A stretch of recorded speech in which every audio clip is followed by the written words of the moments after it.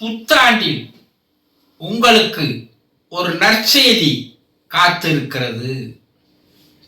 இந்த புத்தாண்டிலாவது நீங்கள் ஒரு புதிய மனிதராக மாறுவதற்கு முயற்சி செய்யுங்கள். ஆண்டுதோறும் முதல் நாள் நான் இந்தந்த பழக்கங்களை விட்டுவிடப் போகிறேன், நான் இந்த ஆண்டில் இதையெல்லாம் சாதிக்கப் போகிறேன், என்னுடைய நடவடிக்கையில் குணத்தில் மாற்றங்களை கொண்டு வரப்போகிறேன் என்றெல்லாம் உங்களுக்குள்ள ஒரு சங்கல்பத்தை எடுக்கிறீங்க, சத்தியத்தை எடுக்கிறீங்க. இதுல சிலர் கோயிலுக்கு போய் கடவுள் எதிரில் அந்த சங்கல்பத்தை எடுத்துக்கிறான்.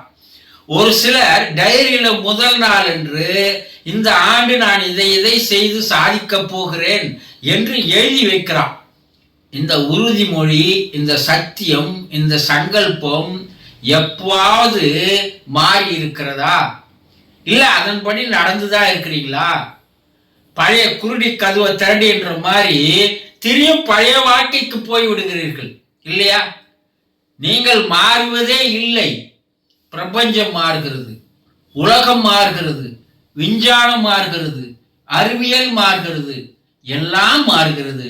ஆனால் நீங்கள் மட்டும் மாறவே மாட்டேன் என்று அடம்பிடிக்கிறீர்கள்.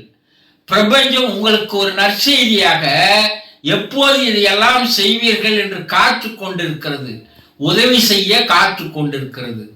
இந்த ஆண்டாவது நீங்கள் ஒரு நல்ல குணநலங்களை, நடவடிக்கைகளை, செயல்களை, வளர்ச்சியை காட்டுவதற்கு முயற்சி செய்யுங்கள். ஆண்டுகள் போகிறது, காலங்கள் போகிறது.